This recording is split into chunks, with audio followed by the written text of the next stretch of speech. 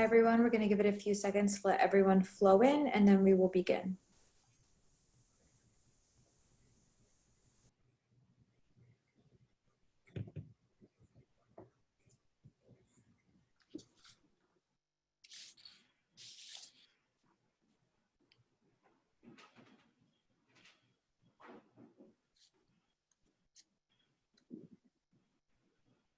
Hello, and welcome to our Cathedral City Small Business Update.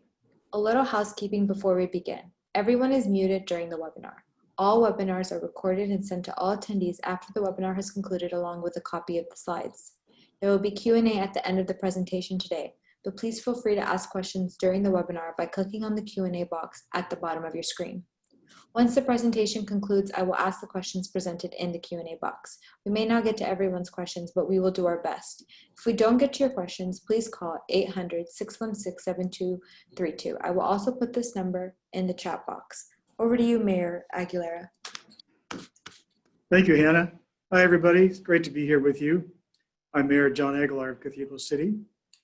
Thank everyone for joining us for this Small Business Update webinar sponsored by the City of Cathedral City, America's Small Business Development Corporation, otherwise known as SBDC, and Riverside County's Business and Community Services Department. Supporting our city's businesses has always been a priority of myself and that of the entire City Council. As we all work together to persevere through this global pandemic, now is the most appropriate time for the city to be reaching out to support our business owners. And it's never been more important than right now. That is why myself and the city staff working together are going above and beyond when delivering support and services to our valued Cathedral City business owners. I'm proud to introduce today this important webinar led by experienced professionals who will cover the following topics: the Riverside County Small Business Grant Program, reopening and recovery, the Economic Injury Disaster Loan, the Payroll Protection Program, and other high-valued resources that will be available for your businesses. Please, everybody, know that we are in this together.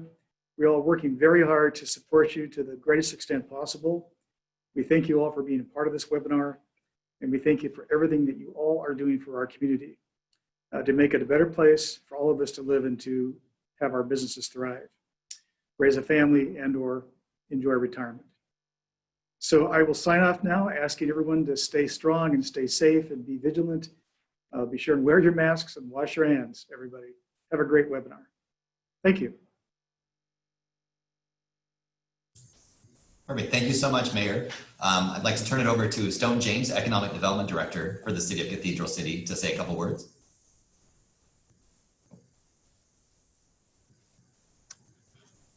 You're on mute, Stone. Sorry.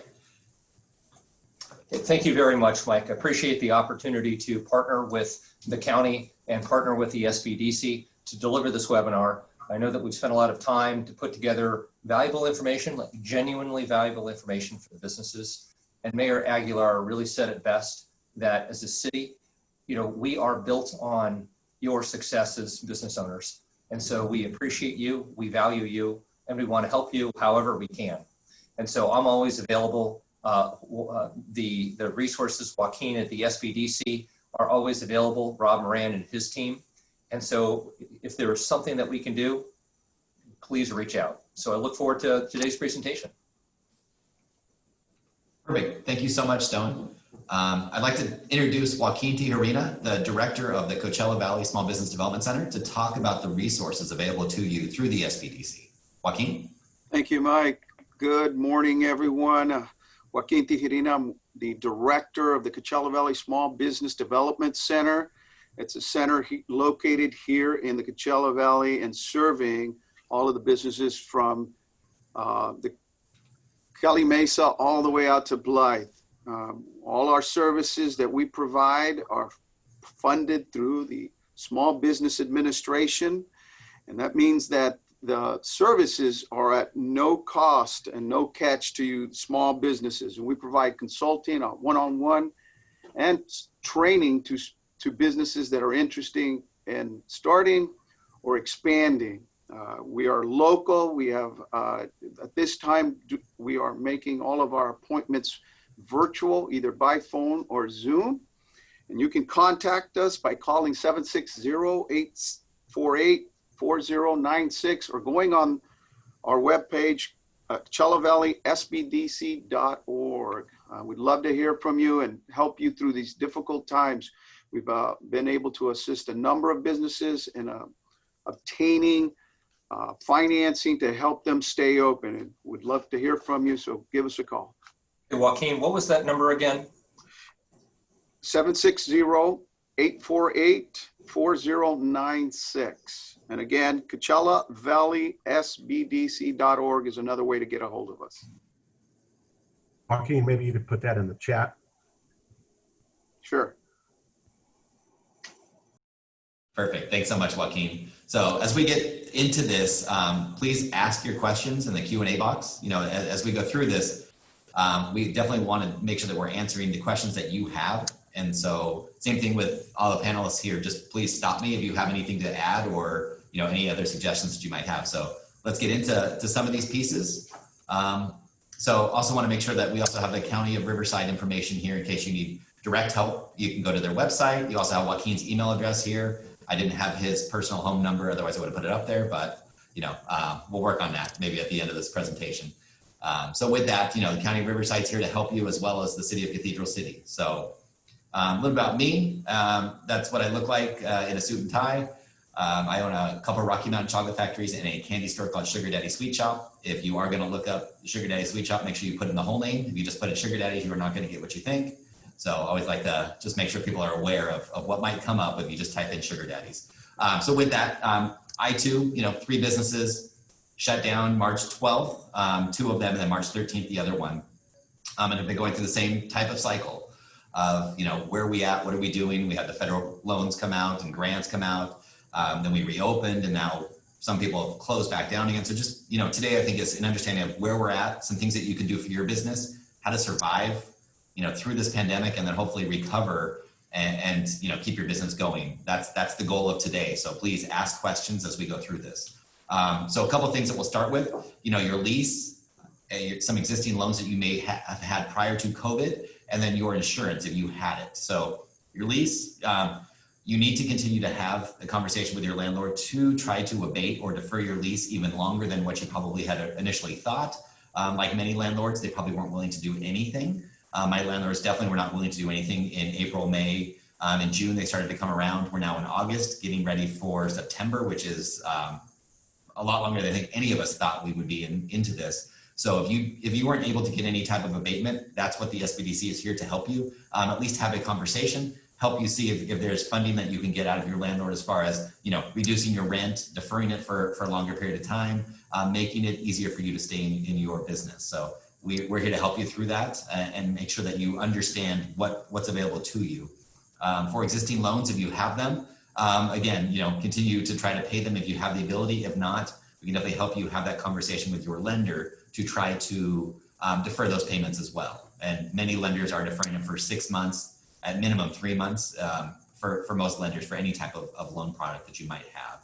And then insurance, if you had business income or interruption insurance in your place of business, making sure that you've called your insurance broker or your insurance company that you have, and making sure that you're trying to have the conversation of if you had pandemic unemployment or interruption insurance, does it cover it? If it doesn't, that's okay. Mine didn't cover it either, but at least you're making the claim. Currently, the way it sits, the state of California through the insurance commissioner is in doing his due diligence to try to figure out, is there a lawsuit here? Is there something that these bigger insurance companies need to pay out? So that is something that's happening right now. We have had several companies already sue their insurance companies because they feel that they were covered for income interruption insurance. So if you have it, you need to at least file a claim. It doesn't take you very long to do that. So again, something that the SBDC can help you with if you're looking to do that. So as we get into kind of what's available to you now, we're not going to get into the Paycheck Protection Program. Currently that program expired on August 8th. And so the next round really is going to be the forgiveness round of if you did receive it, what does forgiveness look like? We're not really prepared to do that for this call, but we definitely can help you through that as well. But talking about the EIDL loan or the Economic Injury Disaster Loan, which comes directly from the SBA, and then the SBA Small Business Debt Relief Program. So these are currently the two federal programs that exist to help your business. The first one is the EIDL loan. Many of you have either applied for it and received funding. Some of you maybe haven't received anything yet and you applied and you just don't know where you are at in the process. Or some of you maybe were denied and don't know what to do after that. So let me kind of take it one by one. So first thing, there are roughly 5 million applications that have been vetted through and have been funded. And then there are still another 5 million applications that are in the portal that they're going through now. So most likely, if you haven't heard anything, you're probably still in the portal.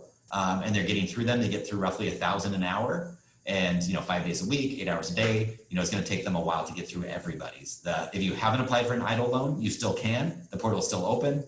Those are loans up to $2 million.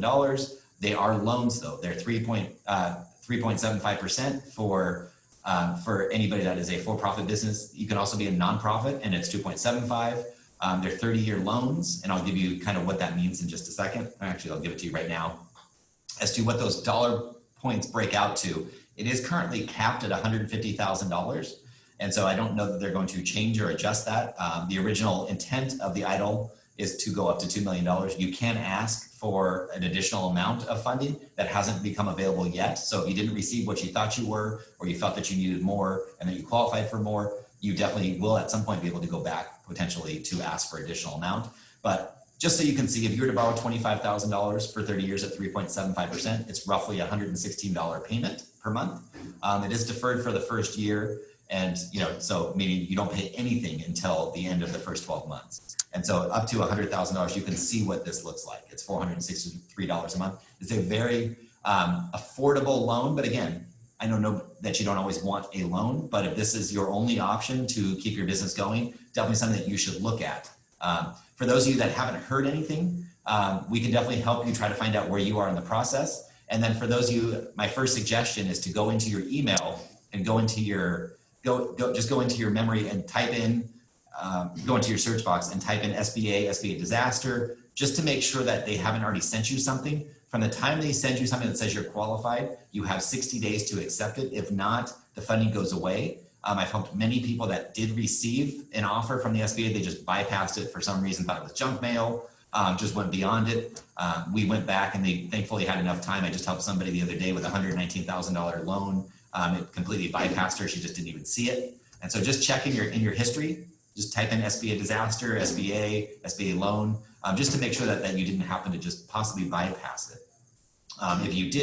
If you were denied, a lot of people were denied because they transposed a number incorrectly, meaning maybe you're supposed to put 30 for your social and instead you put 03. You can ask for reconsideration. We do have a call every Monday and Wednesday where we have somebody from the SBA disaster team that's on talking about what reconsideration looks like and how to apply for it. Down here at the bottom of every screen, you see our email address, ocie.smallbusiness.org. That will take you to all of our sites. It will take you to Joaquin's site. It will also give you all the most updated information and allow you to understand different webinars and trainings that we have, like the reconsideration training we have every Monday and Wednesday at 3 o'clock. So that's a little bit about the EIDL loan. The SBA Small Business Debt Relief Program is something that will not expire until September 27, 2020, but that pays for 6 months of current SBA loans. So if you have a 7A, a 504, or a microloan, it will cover 6 months of funding, not deferred. They will actually pay 6 months of your principal and interest for you. Really nothing for you to do. It's directly with your lender, but if it's not happening now, my suggestion is to contact your lender to find out what's going on, because it should automatically kick in. So again, that's the SBA Small Business Debt Relief Program. And then as we move on, if you weren't able to receive funding or you still need additional funding, the state of California, through something called iBank, which is very similar to the SBA, this is the state's version of the SBA. They have their own disaster relief loan guarantee program. This is up to $1 million. You can have up to 750 employees, and it's guaranteed at 95%. There aren't a lot of lenders that are doing this currently, but it is gaining traction. The state of California just put an additional $50 million into this guarantee program. So there's currently $100 million in there. And so if you have any questions or want to know more, please, either go to ibank.ca.gov or contact us directly, and we'll help you figure out if this is an option for you and your business. Again, it's about finding all the different options and what might work for you and your business. The County of Riverside has their own COVID-19 business grant program. They are $10,000 grants available for small businesses located throughout the County of Riverside. So you are in the county of Riverside, if you're on here, Cathedral City, in the Coachella Valley. So the deadline to apply is Monday, August 31st. This is the second round of funding. And this is the address where you will go, mainstreetlaunch.org/contact-us-Riverside. And so this is the location. If you have questions, you can go to Main Street Launch. You can contact Joaquin and his team at the SBDC. But a little bit more about it. So to be eligible for this round of funding, you have to be an existing for-profit business since March 1st, 2019, located within the county of Riverside. You have to be able to demonstrate an adverse business impact from COVID-19. You have to have a current business license from the city in which your business is located in.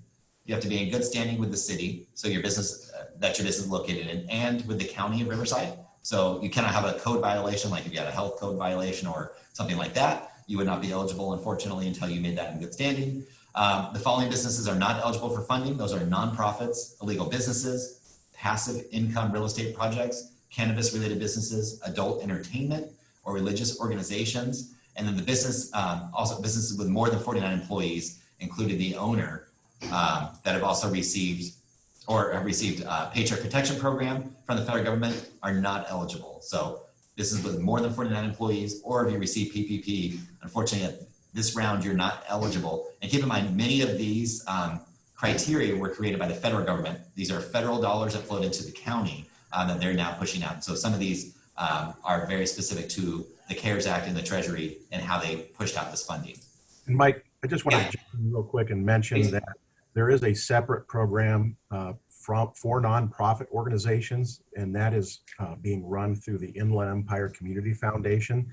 So if there's a nonprofit that's out there that's wants to apply for a grant program, I would direct them to it's the Inland Empire Community Foundation, and they have a separate program. So we are addressing nonprofits just in a through a different program. Perfect. Do you know, is that the same amount, $10,000? No, they have grants that range from $2,500 to $10,000, and I'm not 100% all of all the eligibility criteria or how they determine that level. Okay, perfect. Thank you. And then just to go back to the Riverside County $10,000 grant program, to be eligible, I think we went through most of these things, but grant uses, so you can use it for equipment and operating technology, inventory and working capital, including PPE, facility cleaning and restoration, rent or business mortgage payments, and then employee retention and support. So you can use, those are really the 5 categories that you can use the funding on. So what you're going to do is, you fill out an initial application, and then you upload the required documents with your application as part of the process. So you're going to be asked for your current city business license, and then a copy of your business income statement as of 12/31/2019. Okay, and then if it's not available, then your tax return cover sheet. And then you're going to, once they go through that initial process, if they come back to you and say that you've been approved, we need more documentation, then you will sign a County of Riverside grant agreement, a safe reopening plan, which is a fillable PDF template, your federal tax W-9 form with your EIN or social security number, and an ACH form with your business bank account routing information so that they can put the money into your account. And again, to apply for this, you can go directly to this site, and we'll send this whole PowerPoint presentation out to you so you can just click on this link. If you haven't already applied for it, if we go back a couple of slides, you can definitely see where you can ask for more information, which is right here, RCFAC at mainstreetlaunch.org. The last bullet point here, you can ask for more information, but again, it's up till Monday, August 31st, or until the funds expire. So making sure that you realize that you do need to get this is a timeliness issue as well. So if you feel that you apply, that you qualify, make sure that you apply as soon as possible. If you need help, Joaquin and his team can walk you through all of this process. So with that, I'm going to turn over to Rob Moran. He's going to talk about the County of Riverside Business Ambassador Program. Thank you, Mike. And yeah, I wanted to share this program with you. And again, I'm going to put some, you can access the Business Ambassador Program as well as our grant program link through rivcobizhelp.org. And I know there's a lot of email websites floating around with information, but I'll put this in the chat in just a second so that you can see it. So we recently launched a Business Ambassador Program whereby the County of Riverside will provide at no cost, and Joaquin from the SBDC is also part of that team, will conduct a no-cost individualized assessment for businesses in order to help them determine how to operate safely and in a healthy manner as it relates to COVID-19 activities. So this is specifically designed to assist businesses to kind of help navigate the rules and regulations related to COVID-19. As some of you may know, there's state guidance that dictates what business sectors are open and what types of things they have to do, such as wearing masks, sanitation, physical distancing, how they sanitize the facility. And those are listed on the state's website, but they change frequently, sometimes weekly or even daily. And they're in different locations, and it can be really hard to navigate, you know, that information and, you know, understanding where to even start. And we will provide this consultation, like I said, at no cost, and it can be done in person. It can be done virtually, so Zoom call such as this, or it can be done over the phone. So if you just need a little bit of information, you've got most of the, you know, what you need, and you just need to clarify something, please reach out to us. It's, again, available at no cost. And the one thing that I wanted to mention, that we are doing this in the spirit of guidance and consultation. This is not a regulatory visit or a punitive visit. We're not going to show up with a ticket pad and write you a ticket or shut you down. We are simply there to provide information and guidance. We realize that there are so many different business types and every operation is different. And, you know, we've conducted numerous visits, and we've got folks that are, you know, don't know where to start and don't understand the information, all the way to some businesses that are pretty in tune with what they need to do, but there's just a few areas that they might want to button up or get further clarification from the county. And so that's what this program is designed to do, is to provide that guidance and information about COVID-19 operating protocols. And again, we'll bring you what we call our toolkit, and we'll even give you some free masks to help get you started. But we're going to leave you with information on, you know, the state guidance that's appropriate for your business operation, whatever sector you kind of fall into. Sometimes you fall into a couple different ones because the state doesn't cover every type of business. And so we'll provide you with that information. We'll provide you with some signage that you can put, you know, on your wall if you're a retail operation that shows that, you know, wear your masks. You can even take the pledge, the Safer Together, Greater Together pledge, to show your customers that you're trying to do all the right things for your operation.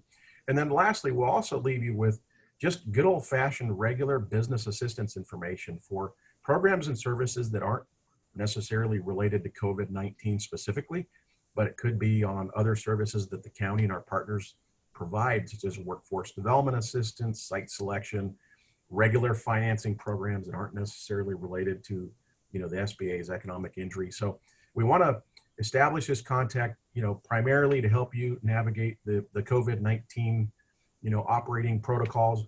But we also want you to know that we're available during, quote, normal times to assist your business to grow, whether it's through the Coachella Valley Small Business Development Center, Stone and his team at the City of Cathedral City, or the county. We all work together, we all partner together. And so we're here to serve you and to help not only keep you open, but we want you to grow and expand in Cathedral City and Riverside County. And that's really the main focus of what we're trying to do. Like I said, you see the website's kind of in the bottom right-hand corner, rivcobizhelp.org. Like I said, I'll put that in the chat, but you can access that information there, and it'll kind of give you links to these different programs. And again, don't hesitate to reach out to Stone or Joaquin. We're all here to serve you. So thank you, Mike. I appreciate the opportunity to jump in. Yeah, thank you so much, Rob. So as we move on to, you know, your business, kind of thinking about reopening, and many of us have reopened, right? And so some of us have unfortunately possibly even had to close back down again. I want to go through just some things and what you should be thinking about now, where we're at, and maybe I can give you one or two things that we can kind of move you forward with. But first, you know, this is the four-part plan to reopen California. You know, they don't really kind of talk about stages. I don't hear very much anymore, but I feel like we're in some kind of hybrid stage, like 3.0, where hair salons and nail salons can be open but outside. So not really quite sure. It kind of felt like we fell back a little bit. But this is kind of where you fit I'm assuming most of us fit somewhere in probably stage 2 or stage 3 is where we're at. And then people are trying to think differently, right? So it seems like stage 3 is allowed to open, but very differently than what it was before. So as I go through this, just kind of want to walk you through, right? So we all are getting used to this, right? What does this look like? What does this feel like? And then for us that have smaller businesses, how do we do this, right? And so do you have a limit of how many people can come into your place of business? As you look at the business on the left, that's a market, right? I mean, they're probably 30,000 square feet. It's pretty easy to socially distance people in your place of business. But if you have a 1,000 square foot space, how do you do that, right? So what does it look like? And what does reduced capacity look like? Do you have the same amount of employees and workers, or are you doing a lot more to go, or whatever it might be? How are we setting up our places of business, and how are we social distancing for maximum capacity, right? Now, for many businesses, and especially restaurants, you can't do either one of these right now, right? It's all outside dining for many places. So originally our business maybe looked like that on the left, and then at one point it looked like that on the right, and now we're just all outside. So how do we do that? And, how do we do it successfully? And can we even do it outside, or is it all to go? Is it all takeout? Do people even know that we're open? So we really want to make sure that you understand what's available to you as we go through this. And so as we're open, do people know that we're open? Do our customers know that we've reopened? Are we out there? Are we able to communicate with them other than just a sign? Have we set up the right PPE in our place of business? On the left-hand side, you can see plexiglass. Not inexpensive by any means. I just put some up. It's $2,000 a store for me so that I didn't ruin my cash wraps.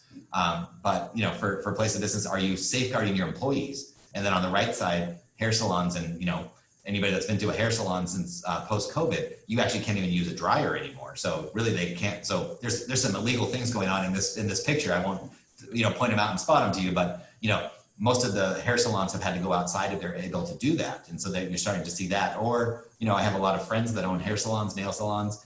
They've papered up their place of business and they're just letting people in. Just know that if you choose to do that, that the liability risk that you run is significant, right? Liability insurance no longer covers you if you're doing something that you shouldn't be doing. And so for hair salons, you shouldn't be operating in your place of business. But if that's, you have to make the decision for yourself. What's the right thing to do? The no face mask issue, right? And so for some of us, that say we don't care, some of us say we do care. I'm not going to weigh in on wherever you fit, but just know that in your place of business, how you enforce this is a big deal, right? We've seen a lot of customers and clients come in, and if we're asking them to put on a mask, they possibly become hostile. And so do we want to police that? Do you not care if people are wearing a mask when they come into your place of business? It's ultimately up to you to decide, but you need to know what the protocol is and have one for your employees to cover. This is a taco stand in LA, becomes anonymous. The owner actually shut it down because the customers were so belligerent to their employees that the employees just wouldn't, they didn't want to do it anymore. And he couldn't put his employees through that. So he just shut his whole business down because it wasn't worth it to him. So you have to know where you stand. And I know for me and my business, the same thing. Many of my employees originally were asking, you can't come in unless you have a mask on. Well, when it becomes an argument, I can't stick a 19-year-old college student in front of, the customers and have that argument. So we have to set up other protocols in place. And so we put signs up, we ask them to put a mask on, but ultimately if they're not, then they come in. We're not really fighting it, but should we? I don't know. You have to figure out where you want to fit in that and just know what the protocol is and set it up so that your employees understand what you should be doing and shouldn't be doing. And then where do I find reopening guidelines? This is the hard part, right? You got federal guidelines, state guidelines, county guidelines, city guidelines, and possibly some other guidelines, right? If you're industry specific, what do I follow? Where do I find them? They're so confusing. Some are 50 pages long, some are 3 pages long. What am I supposed to do? So I would say start here and kind of work your way around. The state of California has a really good website where they put some really good information. It gets down to county level specificity. If that's what you're looking for, industry specifics. They have safe reopening plans, guidance on employees, and ultimately they have OSHA requirements by industry. So you can go in if you're a restaurant, if you're a retailer, if you're in automotive, or if you're in the nail salon industry, wherever you happen to fit, this is a great place to start. You go right into business and business services. They'll take you through it. You can see what's required by you from the state side. And like I said, many of the times they have the county guidelines as well, so that you realize and understand where you're supposed to get some of this information from. And Mike, let me jump in real quick too. Yeah.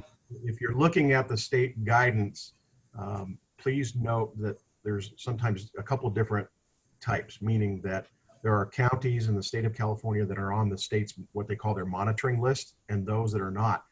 Riverside County is on the state's monitoring list, and that's part of the reason that some of the industry sectors that were open had to close back down because of our positivity rates and, in fact, death rates and hospitalization and so forth. So you're going to want to make sure that you're looking at the industry guidance that is related to counties that are on the monitoring list, because sometimes there's a couple different variations to that, or there is specific guidance for certain industry sectors that are open or closed for counties on the monitoring list. So that's important to make sure they understand that distinction. Yeah, perfect. Thank you. So as we look at, again, reopening and we look at cash, right? That's where everybody's at. Everybody's trying to figure out, how do I just survive this with operating capital, with cash flow? This was done by JP Morgan Chase. They did an average daily balance in cash outflows for 600,000 businesses. And this was pre-COVID. And so they came up with the average small business has 27 days of operating capital. Well, for most of us, that would have exhausted sometime in the middle of April.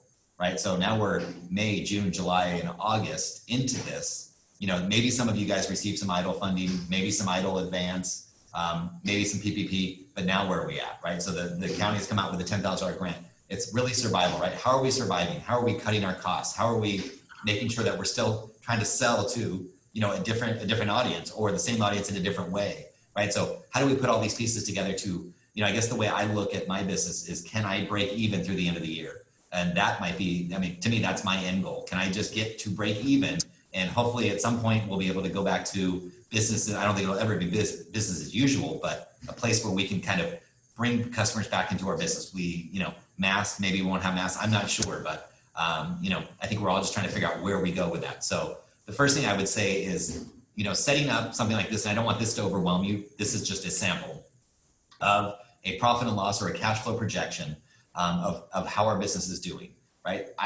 To me, running your business by numbers is the best way you can run anything. This tells you everything you need to know, but I want you, and Joaquin and his team will help you through this. If you want to see, what does my business look like? Last year I did, $100,000 in sales every month. This year, what would it look like if I did 25,000, if I did 50, if I did 75? So you can start taking action now. If you need to cut labor, if you need to cut some of your other expenses, or maybe you don't need a storage unit, or maybe you need to raise your price a little bit. I don't know that that's the right option. I'm just throwing everything out there. You need to use these to understand how to move forward and build a strategy of, how are you going to survive this? And what does it look like with this funding and this extra PPP or EIDL that you maybe received? How do you use that, and how much time does that give you? So if you've never done an analysis like this before, we'd love to help you and kind of walk you through this. So move on from there. So thinking about your staff, right? So there's many things that you have to do. You have to take care of your staff, you have to take care of your customers, you have to take care of your business. So as you're bringing back your employees, one, are they coming back, right? As the pandemic unemployment assistance has ended in the interim time, right? That $600 a week, I struggled to bring some of my employees back because they were making more on unemployment. But if I do bring them back, how do I train them again? How do I make sure that they're following whatever COVID-19 related best practices I've created in my business? And then how do I make sure that they're following protocols and that they're following it and I'm keeping them safe? A simple thing that I've done is, making sure that I have an attestation form every time an employee comes into work, where I have somebody taking their temperature and they're signing off that they don't feel that they have any COVID-19 related symptoms. Something very simple. You can find a lot of different templates that are online that will do that, but you should be doing that in your place of business to make sure that you're properly bringing your employees into work every day, that you're not bringing COVID-19 into your place of business. And so that's part of what you should be doing. The other part is making sure that you're finding out what's happening in there, that they're alerting you to if something happened in their family, right? So in one of my employees, her sister worked at a restaurant. Well, somebody in that restaurant had brought COVID-19, so that restaurant had to shut down. What am I supposed to do? Because her sister has it and they live together, am I supposed to shut my business down until I know whether her sister had COVID-19 or not? So you need to understand those protocols that you need to take and keep in place. And so making sure that you understand your health department and what their protocols are for, properly maintaining your place of business. And also if somebody contracts COVID-19, what are you supposed to do? How do you get in front of it? And so making sure that you understand all those things. And then your customers, right? Marketing to them, right? Again, letting them know that you're there. how do you do that? Do you have any email marketing or social media that allows you to communicate directly with them? Do you also have a website where you can sell to them? Is there any type of e-commerce or e-service that you can sell and that they can get it in a different way? And then how do you communicate what you have, right? So for restaurants, for service businesses, for retail businesses, how are you making sure that you're staying in contact with them? And that if you have a place for them to sell, great, online. If you don't, that's okay too. But maybe that's an avenue that you need to start to look into to set up some type of e-commerce site. And sales, how do we sell through all of our different channels? We're going to talk about cashless transactions in just a minute, but just making sure that you understand how to sell, right? So maybe it's not in your place of business anymore, but maybe it's through shipping. What does that look like? Curbside delivery, home delivery, can they pay or order from their phone? Returns, how do you take them? You need to kind of think through all of these different things in your business. These are just a couple of examples. The one on the right is call this number and we can do curbside pickup, right? So they can come right to this bookstore and they can do curbside delivery. Otherwise, how else would you order books directly from them? So just different ways to kind of think through different things. But I want you to, I'm going to go through a lot of examples right now, just thinking and rethinking what you're doing. So first and foremost, there is a national coin shortage. For some of you guys, this won't mean anything, but you're going to get hit either on the business side or on the customer side of this. I no longer have the ability to go in and purchase as much coinage as I need in my business. So for my business, 70% of what I do is credit card. The other 30% is cash. I go through a lot of change every single day, roughly a couple $1,000s a week in between the 3 stores that I have. I can only get $20 from my bank every day, right? So that's not enough, and I've run out of change. So many of the large retailers are now, either upcharging or just rounding up for charity, or rounding up or putting it on some kind of rewards card that you might have. So you need to think through what your strategy is and what you're trying to do. And so knowing that if you're using a lot of coins in your business, what are you going to do to change that? So for us, we put a lot of like 25 cent, 50 cent, and 75 cent items that people could grab real quick. Chocolate and candy sell pretty quickly. But for some people, that's not an option. So maybe you need to round up your prices, or you need to change your pricing so that it comes up to an even number. So just different things to think through. And then cashless transactions. For many of you might be a cash only business, might be time to rethink that. So if you're not just a cash only business, how do I go to a cashless business if that's an opportunity for you and something that you would want to do? A lot of different providers that do this. I know, without naming any names, all of your large banks do this. Square does this. There's a lot of different things that you could do to take credit cards if you weren't taking it previously. A lot of inexpensive ways to do that. I know you get like a Square reader, Bank of America does it, Wells Fargo does it. All the large lenders and banking institutions have some kind of chip that you can add to a cell phone that allows you to take credit cards. So definitely ways for you to go cashless. And then for those of you that have cashless transactions already, that maybe have the signature pad still activated, you can call your credit card company and they can deactivate the signature pad, and you will not be held liable during this COVID crisis. You don't actually need a signature right now. So call your credit card companies and your credit card merchant service provider, and they will help you through that process. And then outside dining, right? So as we look at the city and the county parameters, are you able to do this? Do you have the ability to open up outside dining in your place of business? And if you do, what does that look like, right? Here you see a parking lot, which we've seen a lot of businesses do. And I'll just kind of give you for example. In one of my businesses, the city that I'm in, they've gone to outside dining on their main street. Some of these restaurants are actually doing better with outside dining than they were doing last year with full, inside dining and non-COVID related issues. So this might be an opportunity for you to kind of rethink things. I know cities have put money into some of these things, so if that's an option for you, you should definitely look into it. Can you take your business outside, right? So we have a hair salon on the left. They have the ability to put it into a parking lot, making sure, again, that you meet county and city guidelines and requirements. And then on the right, we have a gym that is socially distanced themselves, and they've moved it outside, right? So if that's a possibility for you, that would be great, right? And knowing, what the weather's like in Cathedral City today, I think it's supposed to be, and Joaquin can correct me if I'm wrong, but I believe it's going to be 110, 115, somewhere in that range. You might want to start early and do it late, but just knowing that, you have the ability to do some of these things. And then do you have the ability to sell online? I know for a lot of us, this is a very foreign thing, right? Where this is new to us. We don't really want to do it. There's a lot of components that go into it. Joaquin, his team at the SBDC can help you figure out if this is the right method and the right move for you, and then can help walk you through some of these things if this is where you want to go. Selling online doesn't have to be complicated. It can be very simple, but you might have to, you always have to have the right products to do that, and then the ability to bring people to that. So the other thing is using a delivery service. I was very against this pre-COVID, DoorDash, Uber Eats, Grubhub. It's becoming very familiarized with all of us, right? Postmates. Let me just give you the examples in my business, which, translate hopefully to some of you. I was very against this. Our franchise brought in DoorDash to be able to, they gave us a better price point. Typically it's 30% that they charge on top of whatever the fee is. For them, they came in at 20%, and I believe it actually got pushed down to 15. I know the county of LA pushed DoorDash and Uber Eats down to 15% and capped it. So maybe the county and the city can kind of look at things like that. But let me give you for example, I probably get anywhere from 5 to 10 DoorDash, Grubhub, or Postmate deals every single day. So not making a tremendous amount of money off of it, but my average transaction in my store, even pre-COVID, was about $10 a transaction. My DoorDash, Postmates, Uber Eats, Grubhub deals are $25, right? So significantly more, 2.5 times more than what I was doing, than what I do in my store. So that, and there's really nothing more for me to do. Now, there's not a lot of, it's not a heavy lift for me to add 3 apples, put it in a bag, and somebody comes and picks it up. Great opportunity, right? And it's all, they send you a tablet, they fill it in, it alerts you right when it comes. But I'm doing an extra $200-300 every day by adding some of these things that didn't cost me anymore. Yes, there's a cost of doing this as far as they take a percentage of this, but deals that I wouldn't have done prior, or sales I wouldn't have had prior, and maybe it's bringing me a new client that I didn't have prior that wouldn't have found me without using them. So again, if this is something that might interest you, please, look us up. Let us kind of walk you through what might work for you. And then if you are a restaurant, you are being hit the hardest. We totally understand. There are some really interesting pieces here.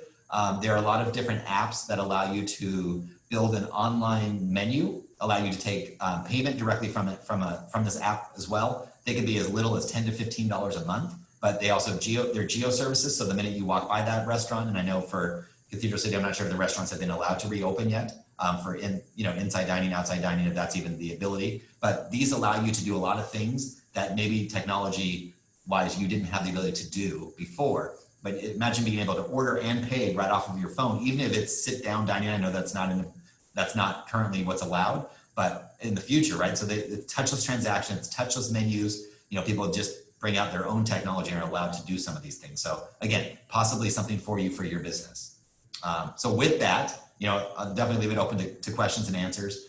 But we're here to help you apply for funding and understand that, checking your insurance, and then ultimately preparing to reopen and rethinking what goes on in your place of business, right? So if you need help, we're here to help you. We're going through the exact same things. We just want to help you do the things that we're trying to do. We're trying to collect all the successful things that different businesses are doing in their place of business to showcase to you, here's some other innovative things. If it works for you, awesome. Let's help you put that in place in your business. If it's not, let's find one that will. So with that, I'd like to turn it over to Stone again from the City of Cathedral City, just to talk about anything that maybe I missed or highlight some things that I went through. Yeah, thank you, Mike. I appreciate that. In terms of the cost of your service, Joaquin's service, Rob's service, how much do you charge? So we don't charge anything. And so Joaquin and I work together. We both work, I apologize. I don't think I told you I work at the SBDC with Joaquin. So we don't charge anything for what we do. And we have about 125 consultants that are all either business experts and business owners, or they have specific expertise in things like e-commerce or marketing or social media or funding and finance. So it costs nothing to call us and to have us help you. So they can call you, they can talk to you, and then if you introduce them to a consultant, then how much do they have to pay those consultants? Yeah, same thing. There's no cost through our whole service. And our job is to help you find the best of whatever you're looking for, right? So if you're looking for funding and finance, our job is to help you find all those available resources. If you're looking to open up outside, our job is to help you work with the city and the county to make sure that you can legally do that. So whatever it might be, our job is to help you through that, but there's no cost to any of our service.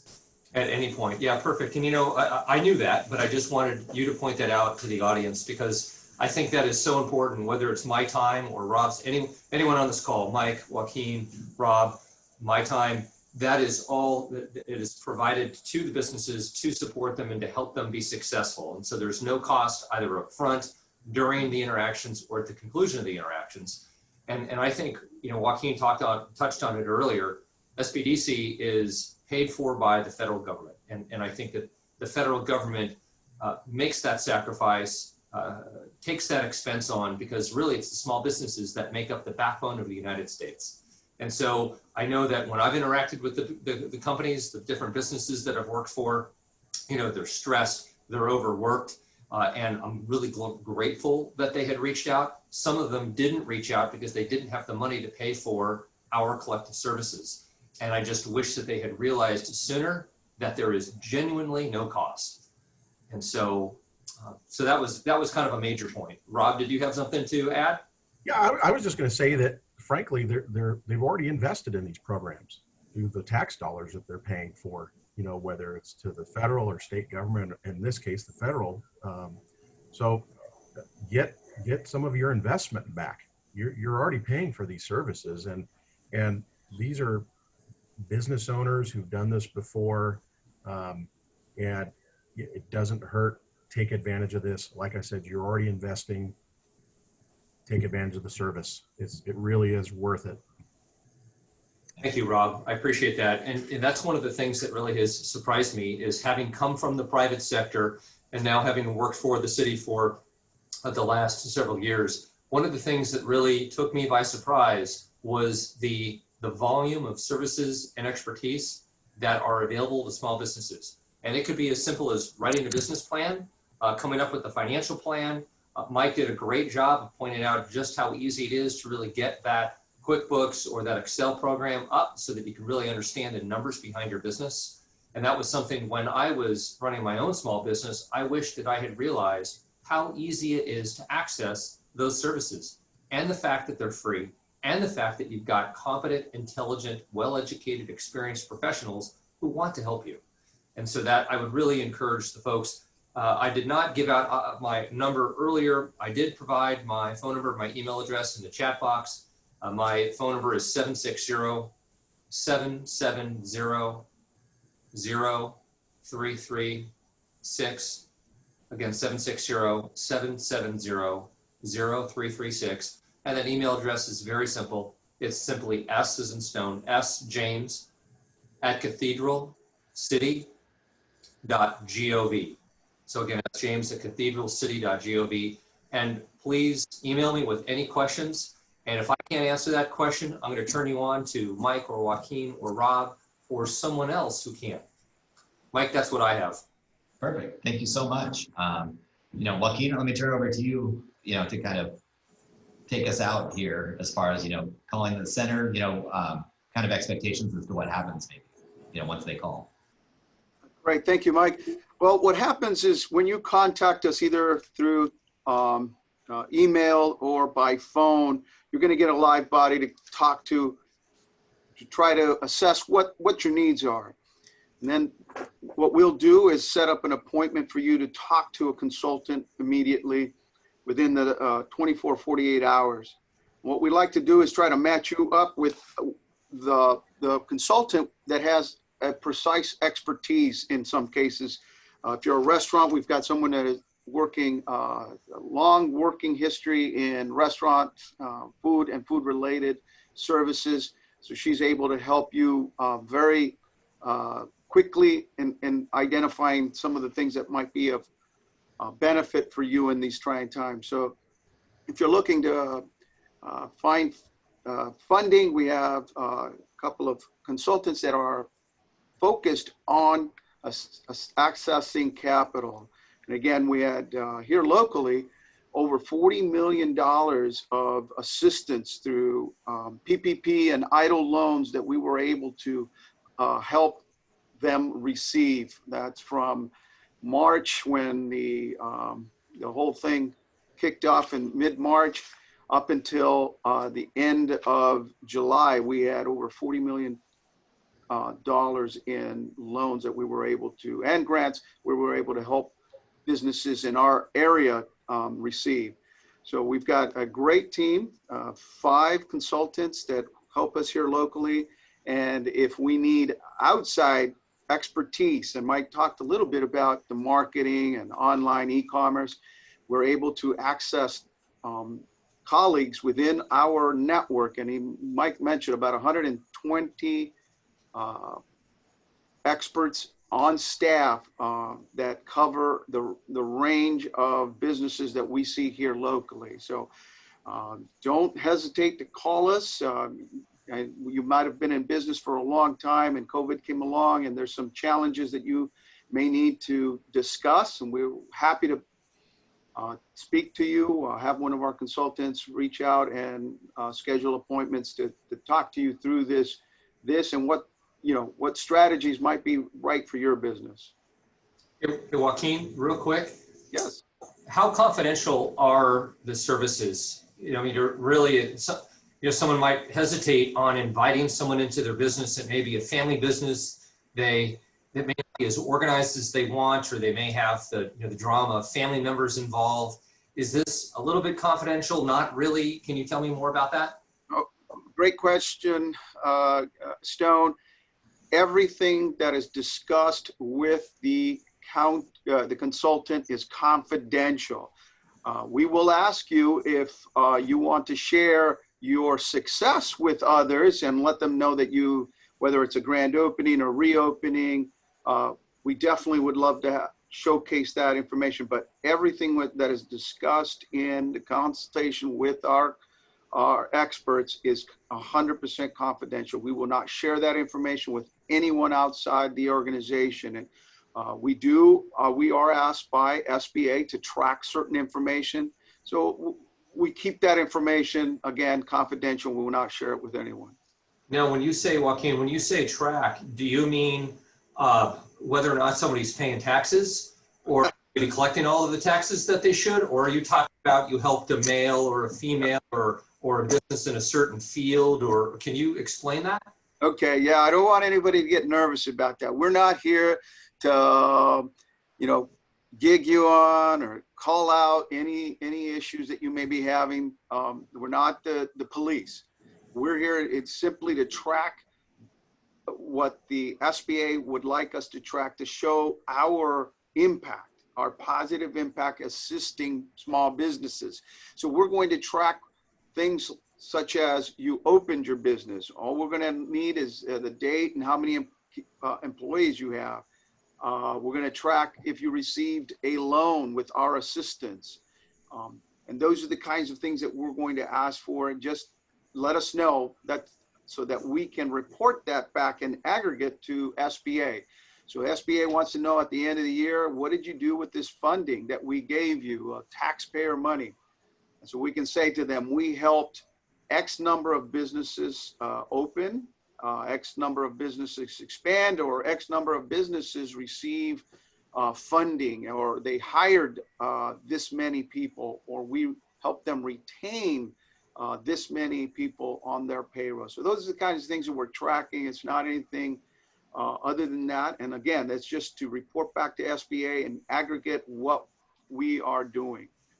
Okay, so this is really about your performance as an entity and how, what type of job you are doing for the businesses. So it's not the personal business specific, books, QuickBooks, anything like that. No, not at all. And it's just for Mike there to make sure that I'm doing my job. And so, he doesn't find a replacement for me. So that's what it is. It's really just our performance, not the business performance. We're here to help businesses, but we need to do it in a way that shows that the taxpayer funds are being put to good use.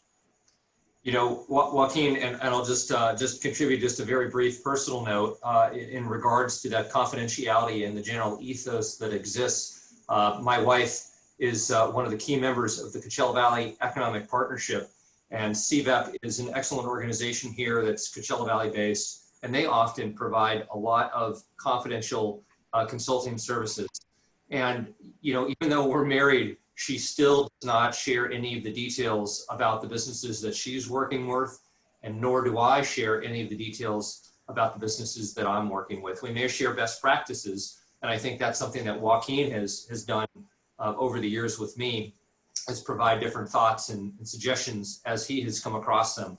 But that's, I think, one of the beauties of this. You get intelligent, competent, caring people who are experienced and that want to see you succeed, but it's in complete confidence.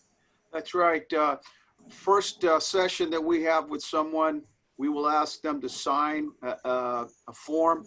That form spells out the responsibilities of both the client and the consultant. And on our side, we let them know that we will not be discussing anything with anyone else without their say so. So that's, you know, it really, it's really to keep the information close and not have to share with anybody. But again, we're here locally, would love to help. Just reach out to us at any of the ways. You know, you've got my email address for a personal message, but again, we have our website and our telephone number where you can reach us.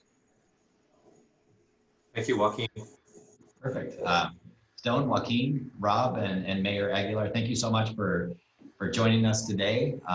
You know, we'll leave it at that. And, you know, if anybody needs any help, please, you know, you have rivcobizhelp.org, you have the City of Cathedral City, you have Joaquin's email address, you have our information, you know, for our entire network down at the bottom. You know, please reach out. You know, we'll try to connect you to the right place and make sure that we help you the right way. So with that, everybody, you know, best of luck. You know, I know survival and recovery has, you know, been a lot longer than I think any of us thought it would be, but, you know, best of luck to everybody and, you know, have a great day. So thank you.